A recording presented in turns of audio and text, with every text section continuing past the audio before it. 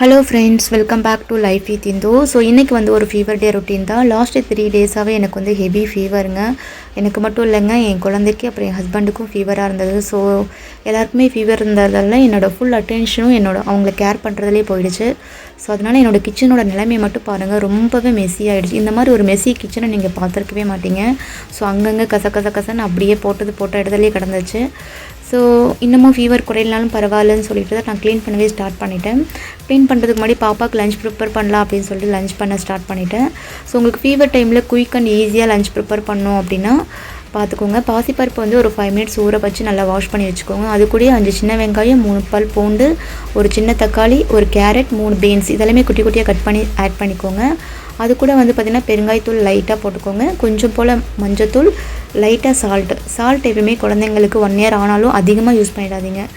So அதுக்கப்புறம் வந்து பார்த்திங்கன்னா 1 ஸ்பூன் நெய், அப்புறம் 2 கிளாஸ் தண்ணி ஊற்றி நல்லா மைய வேக வச்சு எடுத்துக்கோங்க. 3 விசில் வச்சாலே நல்லா குழஞ்சி வெந்துடும். ஸோ சைட் பை சைட் நான் சாதம் வைக்கவும் ஸ்டார்ட் பண்ணிட்டேன். ஸோ சாதம் வந்து பார்த்திங்கன்னா நான் எப்பயுமே கிண்ணத்தில் தான் வைப்பேன். ஸோ குக்கரில் வச்சா எனக்கு அது என்னமோ எனக்கு வெறையாக இருக்கிற மாதிரி ஒரு ஃபீல் ஆகும்.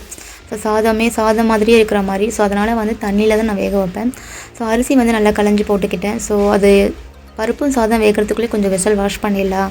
பாப்பா வந்து மருந்து குடிச்சதால் கொஞ்சம் நல்லா தூங்கிட்டு இருக்கா, ஃபீவர் மருந்து குடிச்சதால்.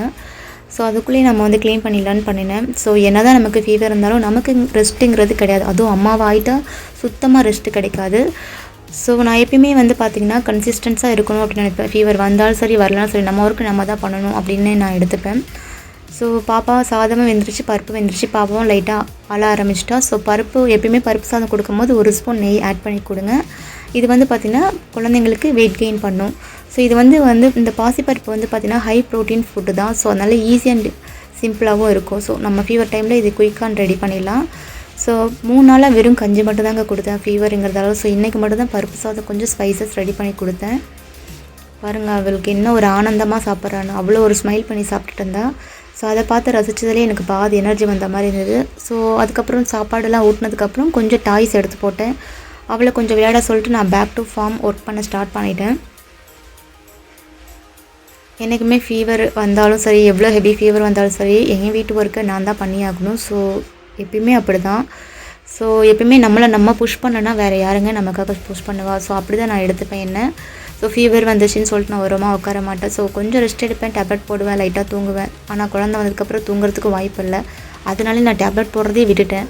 ஏன்னா டேப்லெட் போடாலே எனக்கு ஆட்டோமேட்டிக்காக தூக்கம் வரும்னு சொல்லிட்டு. அதுக்கப்புறம் வந்து பார்த்திங்கன்னா அவளை விளையாட வச்சது இல்லாமல் என்னையே வந்து டிஸ்டர்ப் பண்ணால். ஸோ அவளையே வச்சுக்கிட்டு பார்த்திங்கன்னா க்ளீன் பண்ண ஸ்டார்ட் பண்ணேன். ஃபைனலாக க்ளீன் பண்ணி முடிச்சதுக்கப்புறம் என்னோடய கிச்சனோட வியூவை பாருங்கள். முன்னாடிக்கும் இப்போயும் பாருங்கள், பிஃபோர் அண்ட் ஆஃப்டர் பிக் பாருங்கள், எவ்வளோ நீட் அண்ட் க்ளீனாக இருக்குல்ல. ஸோ எப்பயுமே கிச்சனும் சரி நம்ம வீடும் சரிங்க, கசகசன்னு இல்லாமல் கொஞ்சம் நீட்டாக இருந்துச்சு அப்படின்னா நம்ம மனசும் சரி, மென்டல் ஹெல்த் கொஞ்சம் ஸ்ட்ராங்காக இருக்கும், நம்மளும் கொஞ்சம் காமாக இருக்கலாம். ஏன்னா அவ்வளோ வெளியில் இருந்துட்டு வரவங்களும் சரி, இல்லை நம்ம வீட்லேயே இருக்கிறவங்களுக்கும் சரி, கொஞ்சம் பார்க்க நீட்டாக இருந்தால் தானே நமக்கே வந்து காமாக கொஞ்சம் பீஸ்ஃபுல்லாக இருக்கும் வீடு. அங்கங்கே கசகசன்னு துணியை போட்டுக்கிட்டு அங்கங்கே பாத்திரம் இருந்தால் நல்லாவாக இருக்கும் சொல்லுங்கள். ஸோ அந்த மாதிரி தான் இருந்துச்சு. ஃபைனலாக எல்லா ஒர்க்கும் முடிச்சதுக்கப்புறம் வந்து பார்த்திங்க அப்படின்னா பாப்பாவுக்கு பாதாம் பால் போட்டு அரை வச்சு எடுத்துகிட்டேன். ஸோ எனக்கு கொஞ்சம் ஸ்ட்ராங்காக இஞ்சி தட்டி போட்டு டீ எடுத்துக்கிட்டேன். ஸோ அவ்வளோதாங்க இன்றைக்கி. ஸோ எப்பயுமே வந்து பார்த்திங்கன்னா ஃபீவர் வந்தாலும் வரலனாலும் நமக்கு ரெஸ்ட்டுங்கிறது கிடையாது. அதுவும் அம்மாவாக ஆகிட்டோம் அப்படின்னா சுத்தமாக ரெஸ்ட்டு கிடையாது. ஸோ எப்பயுமே லைஃப்பை நீங்களே புஷ் பண்ணிகிட்டு இருங்க. கண்டிப்பாக இந்த வீடியோ உங்களுக்கு மோட்டிவேஷனலாக இருக்கும்னு நம்புகிறேன். ஸோ லைக் அண்ட் ஷேர் பண்ணுங்கள். தேங்க்யூ.